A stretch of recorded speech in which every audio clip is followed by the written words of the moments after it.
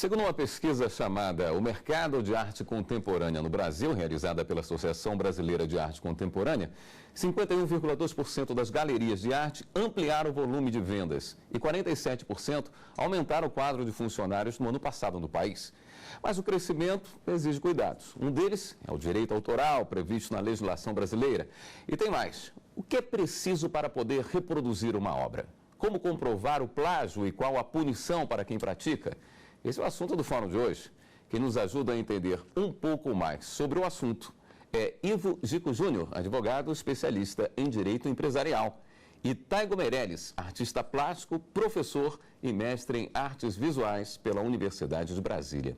Obrigado pela presença dos senhores e que boa notícia. Quer dizer que o vento está bom para as artes no país? Sim, com a entrada do Brasil no circuito internacional de arte, com a implementação das feiras de arte, Arte Rio e a SP Arte, são as duas maiores feiras de arte do Brasil, as galerias realmente tiveram mais inserção no mercado internacional e um crescimento considerável no mercado nacional, estimulando novos colecionadores e colecionadores que já têm uma grande coleção comprarem mais obras de arte. Quer dizer, então a tendência é continuar dessa forma?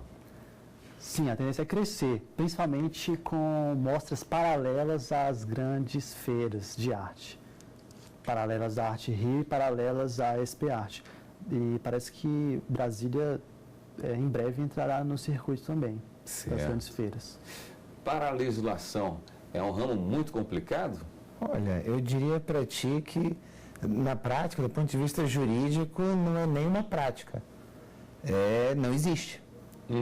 Normalmente você é chamado a se manifestar nesse tipo de coisa quando você tem um diretor ou um presidente ou um grande acionista de uma empresa, você está atendendo a empresa, ele fala: Ivo, você pode me ajudar com uma questão?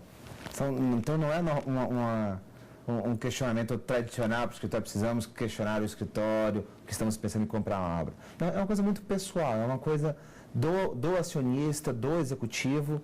Ele fala: Ivo, estou com um problema, eu preciso vender o quadro que minha mãe me deixou e eu não sei como fazer. Ou eu quero comprar, estou inseguro, são coisas desse gênero. É muito interessante, é raro e interessante.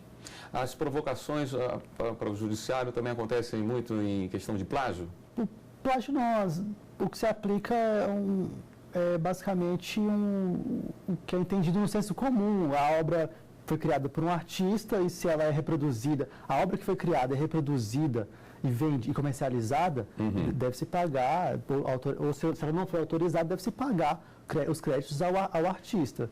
De outra forma, seria um plágio, uma apropriação da criação do artista. Agora, se a obra ela é citada ou ela é revisitada ou ela participa... O que seria revisitar?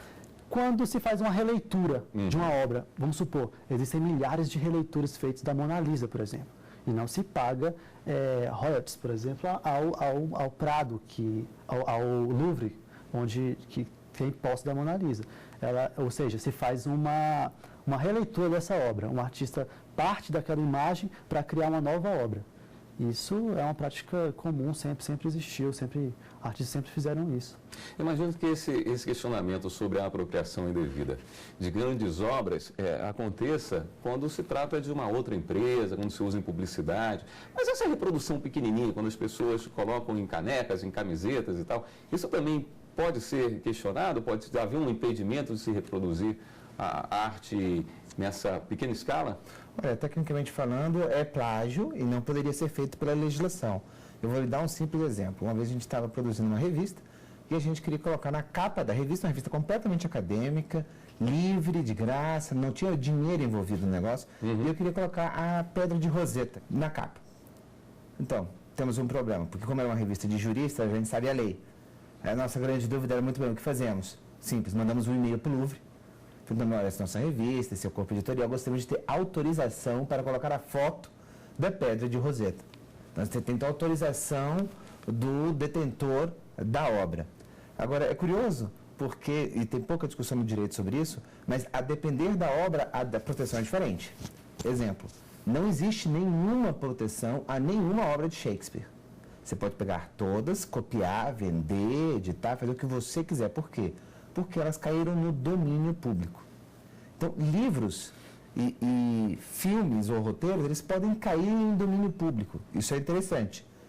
A pergunta é, uma pintura pode cair em domínio público? E a grande maioria dos juristas da área entendem que não. Então, por quê? Porque a pintura, ela persiste, ela continua existindo. Então, por exemplo, se o Louvre tem a Mona Lisa existe, você não pode reproduzir a Mona Lisa. Mas aí gera uma atenção curiosa, porque um livro você pode copiar depois que o autor faleceu, depois de 70 anos, e o quadro você não pode.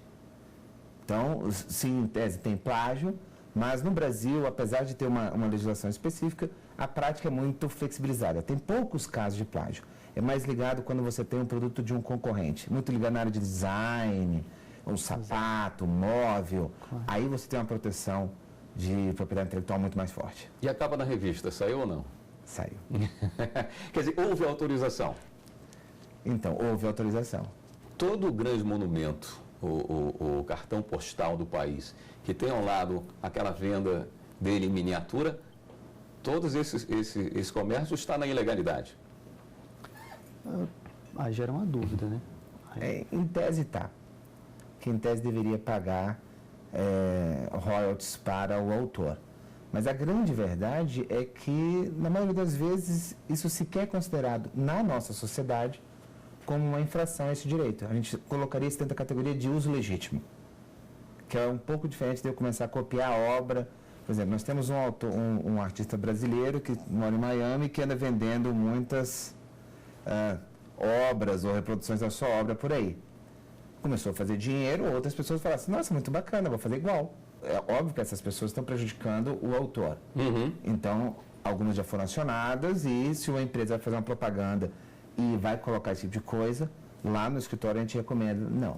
Esse também é plágio você ter um trabalho na mesma linha, no mesmo segmento, que caracteriza o trabalho de um outro artista? Não, é uma questão de estilo, até mesmo porque não é uma cópia. A cópia não citado, né? Quando não se cita o autor, por exemplo, quando se faz uma cópia, um estudante vai fazer uma cópia de uma pintura do Rembrandt, por exemplo. Uhum. E ele, é claro que aquilo, se ele assina e põe, e descreve, né, o processo e põe que aquilo é feito com base na obra do autor Rembrandt e tudo mais, aquilo é apenas um estudo, não se configura como uma cópia.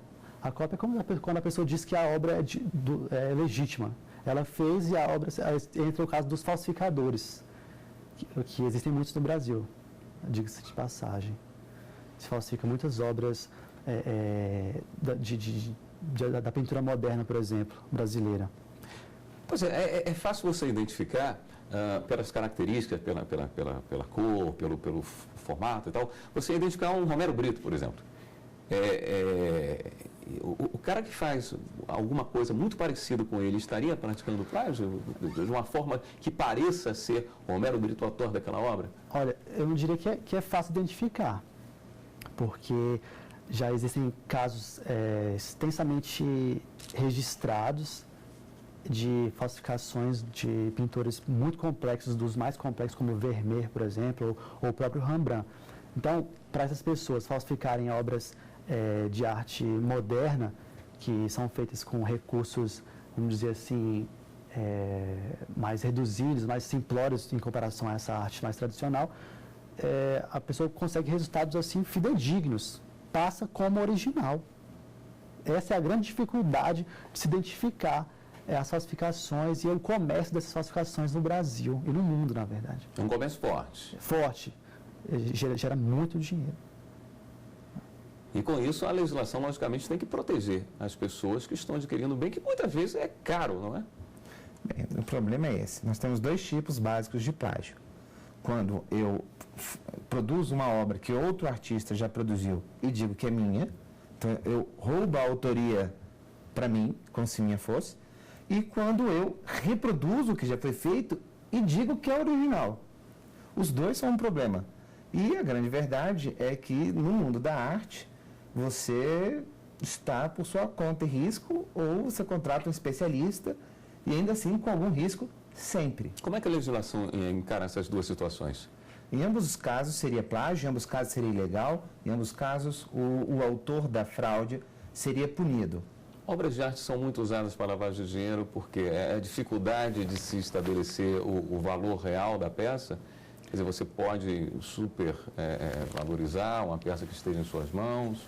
Na verdade, a grande vantagem para o indivíduo que deseja esconder receitas com obras de arte é porque a obra de arte não tem registro em lugar nenhum. Então, se eu compro um quadro por 1 milhão, compro uma estátua por 10 milhões e coloco na minha casa, eu tenho 10 milhões guardados que vão se valorizar no tempo, não perde valor com a inflação, muito pelo contrário, só aumenta, e não está registrado em lugar nenhum. Então, ninguém nunca vai saber que eu tenho 10 milhões na minha sala. Só os meus amigos que frequentam a minha casa. E, se eu quiser, por exemplo, fugir do Brasil com 25 milhões de reais sem ninguém nunca saber, eu compro em obras de arte. Enrolo ela, você não sabe a diferença entre um quadro e um pôster, eu boto debaixo do braço e vamos embora. Eu acabei de sair do país com 25 milhões de reais, você não sabe. Então, é um meio muito eficaz. O tráfico de obras de arte movimenta bilhões no mundo inteiro justamente por causa disso.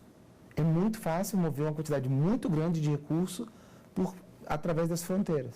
Acontece que com as feiras e o crescimento da agenda de feiras no mundo, isso mudou um pouco nesses últimos 10 anos principalmente. Existe um fenômeno recente que são os chamados free ports. São grandes depósitos para obras de arte, objetos de muito valor e que são livres de imposto. Livres de imposto. Ou seja, as pessoas levam essas obras caríssimas para lá, as coleções bilionárias para esses free ports. E lá mesmo, dentro desse espaço livre de imposto, eles comercializam, eles vendem, compram, trocam. Eles só não podem tirar de lá. Então, as galerias e os compradores e os comerciantes de arte estão levando as coleções para dentro desses grandes prédios, né, super protegidos, essas grandes construções, esses grandes depósitos, vamos dizer assim, a princípio depósitos, mas agora um centro de galerias de comércio de arte, e que fazem essas transações sem pagar imposto, né? E os efeitos colaterais, por exemplo, obras importantíssimas estão sendo retiradas do acesso, né, do público, do alcance do público e guardadas nesses lugares onde as pessoas não verão mais, a não ser que você seja um colecionador riquíssimo. Então, vamos para um rápido intervalo. Voltamos já com o programa Fórum. O Fórum está de volta e a conversa hoje é sobre o direito de propriedade intelectual, esse aumento no mercado de arte no país. Uma preocupação sempre muito grande é a saída de obras de forma clandestina. Nós tivemos recentemente essa grande preocupação em cima de, por exemplo, as obras religiosas de Minas Gerais. Como é que isso pode ser protegido? Primeiro, com uma política de segurança em relação ao bem e ao patrimônio. Isso é uma preocupação no meio das artes? A sensação que eu tenho é que não existe essa preocupação, principalmente em cidades de interior, né? Aqui em Brasília existe toda uma estrutura já super rigorosa e que mesmo assim, muitas obras importantíssimas de arte e de design estavam à mercê de qualquer intempério ou enfim. Recentemente aqui pessoas do meio catalogaram a coleção de obras de arte, por exemplo, do Palácio do Planalto. Foi recente a catalogação e o tombamento da coleção do Palácio do Planalto, obras importantíssimas que eles tinham e que não eram catalogadas, estavam penduradas em qualquer lugar e tudo mais. E essa falta de registro dificulta até um repatriamento, né? Então, mas a grande questão é por que ficar registrando arte se os artistas produzem arte o tempo inteiro? Criar um cartório de arte seria burocratizar um mercado que é essencialmente livre. A arte sempre foi um mercado muito espontâneo e livre. Então, é difícil e é de se perguntar qual é a vantagem para a sociedade em criar isso. O que se cria, que era o que o professor estava falando, são os catálogos. Os catálogos ajudam você a identificar a coleção da obra do autor, não necessariamente quem é o dono, mas que aquela obra existe e que ela pertence a tal autor. Então, inclusive, por exemplo, na questão das obras do Aleijadinho, uma das questões que aconteceram foi que foi elaborado um catálogo que alguns especialistas questionavam se realmente tudo que estava dentro daquele catálogo era dele ou não, que é a famosa discussão da autoria. Agora, com relação ao controle da fuga da arte, a grande pergunta é a seguinte: a arte pertence a quem? É quem comprou o objeto, o quadro, a escultura, ou ele pertence ao povo de onde veio o objeto da arte? Porque esse é o grande problema. Alguns clientes que têm objetos de arte potencialmente de interesse nacional evitam colocar até no museu, ou seja, evitam levar a público, dificultam o acesso, porque tem medo que se eles começarem a colocar numa exposição e as pessoas começarem a gostar muito, alguém invente transformar daquela obra de arte num patrimônio histórico. Em se transformando num patrimônio histórico, você já não pode mais tirar do país. E aquele objeto de arte é dele, foi ele que comprou, é ele que investe na manutenção, etc. Mas no momento que ela virar patrimônio histórico, ele não pode fazer mais quase nada com ela, principalmente vender. Então, algo que poderia valer milhões, perde todo o valor. Então, às vezes, tentando proteger, a gente desprotege. Então, tem que tomar muito cuidado com o tipo de legislação que a gente inventa. Quanto mais controle, pior você vai ter. Então, por exemplo, se você evitar que eu possa, por exemplo, vender um quadro que eu comprei para um estrangeiro, também diminui o meu interesse financeiro em investir em novos artistas. Por quê? Porque também você está diminuindo o meu retorno futuro. Então, você vai ter menos incentivo à produção de arte. Tudo tem um custo. Esse caso das obras de Minas mesmo, a gente está falando em saída do país, mas muitas delas estão presentes nas fazendas, né? São compradas ali mesmo, fica no próprio estado, só que aí ela deixa de estar disponível para a população, né? Sim. Existem órgãos, né, que catalogam essas obras e que têm o intuito de resgatá-las, preservá-las, restaurá-las, preservá-las e criar um espaço para que elas sejam expostas, né? Uma preocupação é a preservação dessas obras. Elas carecem de um cuidado e de uma competência, né, científica e técnica para que elas sejam preservadas. E quem é que pode fazer isso? Grandes centros, né, culturais e de preservação. O Brasil está engateando ainda nesse sentido e por isso obras importantíssimas estão em lugares assim que não deveriam estar ou em coleções, correndo risco, vamos dizer assim, risco de toda a ordem. Como definir a arte? Não existe necessariamente uma definição, existe uma intencionalidade artística, existe uma experiência artística. Se um artista coloca aquilo no campo conceitual que seja da arte, ele está investindo qualidades estéticas, artísticas, conceituais que sejam naquele objeto ou naquele fenômeno que seja. E cada um vai viver a sua experiência, né, o nível de experiência e a qualidade de experiência que ele couber e que for conveniente ou que estiver disposto a vivenciar. Por isso que existe essa dificuldade, uma discussão interminável do que é arte, do que não é arte, e as pessoas se irritam com isso. Mas isso não é arte, aquilo é arte. E isso não cabe ao indivíduo determinar. Você vive uma experiência estética, artística ou não. E você pode viver uma qualidade de experiência estética também.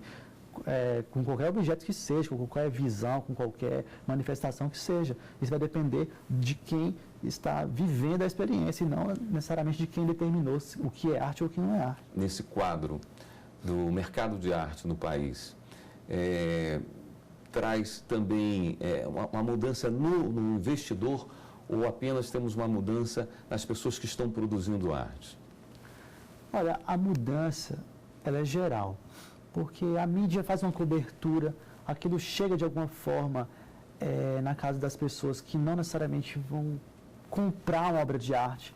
Existe um crescente número de pessoas que visitam as feiras de arte, as bienais de arte. Você tem feiras com 200 mil visitações, por exemplo. E esse número é crescente, a cada ano esse número aumenta, principalmente no Brasil, que as feiras são recentes. Ou seja, de alguma forma, populariza a produção, populariza a discussão, populariza a estética, discussões sobre arte contemporânea, sobre arte em geral, enriquece. Você não pode ter uma obra de arte pagar 50 mil reais, 100 mil reais, 200 mil reais numa obra, você vai vivenciar experiências estéticas também, vai estar discutindo, vai estar próximo dessas discussões, dessa efervescência intelectual e cultural que uma feira, uma Bienal promove. E os artistas produzem mais, existe mais subsídio para os artistas produzirem, as galerias vendem mais, dessa forma elas fomentam mais, criam catálogos, divulgam a obra, existe mais produção, existe mais venda, enfim. Não é de agora que a arte está associada ao comércio ou a grandes instituições econômicas. Existe algum incentivo para quem compra arte? Olha, para quem compra arte, não. É como um outro bem qualquer. Agora, você pode ter... E não entra como um investimento em cultura? Dificilmente vai entrar como investimento em cultura. Agora, você pode criar projetos para você incentivar a produção da arte. Uma vez ela já feita, a compra dela em si não tem nenhum incentivo fiscal. Mas você pode criar programas de incentivo para produzir a arte. E aí você ficar com um produto, ou seja, tem que investir antes. E aí você tem que criar todo um arcabouço, um preparo, por exemplo, um filme, você pode levantar fundos, empresas têm benefícios fiscais para investir. O FAC. Exatamente. Então, existem vários benefícios fiscais para você produzir arte. E até para expor, mas não para compra. As obras de arte, normalmente quando se fala em obras de arte, ou você pensa ou no artesão, que vende aquele produto de R$10, ou você pensa numa coisa completamente inatingível, de milionários. Sim. Tem um meio do caminho aí? Qual é a cara da arte que hoje está se trabalhando mais no país, que fez crescer esse mercado? Tem sim, tem sim. Jovens artistas que ainda não tiveram uma projeção ampla, nacional ou internacional, que tem uma produção séria e de muita qualidade e que ainda, por esses motivos, né, eu digo publicitários, né, não alcançaram ainda cifras estratosféricas, assim, não são obras caras, artistas caros. E que estão ao alcance de jovens colecionadores, por exemplo. Eu posso falar do cenário daqui de Brasília, que nesses últimos anos surgiram jovens colecionadores, pessoas assalariadas, né, que gostam de arte, entendem que uma obra de arte enriquece a sua experiência, enriquece o ambiente onde ela vive, enriquece a experiência de estar num ambiente, enfim. Ela entende que aquilo é rico para a vida dela e ela investe naquilo, ela compra uma obra e aos poucos vai montando uma coisa. Daqui a pouco ela tem 5 obras, 10 obras, 15 obras. E isso fomenta o mercado. Esse quadro do preço razoável, ele está presente no imposto de renda? Você tem que declarar isso como um bem? Você certamente deveria declarar no seu imposto de renda como bem. E se no futuro você tirar a sorte grande e conseguir vender por um grande valor, você vai pagar imposto sobre ganho de capital. Então, sim, deveria estar no seu imposto de renda. Sim, deveria pagar imposto se você tiver lucro na venda dele no futuro. Existe um questionamento por parte de um grupo feminista sobre a utilização da mulher, do corpo da mulher em obras e tal, inclusive querendo impedir que isso continue se reproduzindo. Tem algum embasamento jurídico nisso? É possível você questionar que uma obra esteja lhe incomodando ou incomodando um grupo de pessoas? Olha, eu diria que no direito tudo é possível. Como o direito é o fruto de uma manifestação cultural, ele vai ser o exato reflexo da nossa cultura. Mas hoje, no arcabouço jurídico de hoje, eu acho que não tem nenhum cabimento, nada disso, porque inclusive a arte nasceu para ser livre. A arte incomoda, sempre incomodou. Todo tipo de arte sempre incomodou. Há quadros que hoje são considerados extremamente pudicos e religiosos, no passado foram considerados profanos. Então, isso é um elemento essencial da arte. Inserir na arte qualquer tipo de controle seria controlar as nossas mentes e a nossa capacidade de ser diferente. Então, do ponto de vista artístico, eu acho isso um absurdo, e do ponto de vista jurídico, eu não vejo embasamento. Você tem todo o direito de xingar a arte, o quadro, não querer ver, proibir suas crianças. Mas proibir o artista de produzir sua arte, inclusive com corpos humanos, pedaços de gente, eu acho que você está colocando limites e eu tenho dificuldade de aceitar limites à arte. Muito bem, gostaria de agradecer imensamente a presença dos senhores aqui no programa. O Fórum de hoje fica por aqui. Nós conversamos sobre o direito de propriedade intelectual e o crescimento do mercado de arte no país. Quem nos ajudou na discussão foi Ivo Gico Júnior, advogado especialista em direito empresarial, e Taigo Meirelles, artista plástico, professor e mestre em artes visuais pela Universidade de Brasília. Se você quiser participar do nosso programa, você pode enviar sua sugestão para o e-mail forum@stf.jus.br. E você também pode rever esta e outras entrevistas no nosso site, é só acessar tvjustiça.jus.br. Até o próximo programa.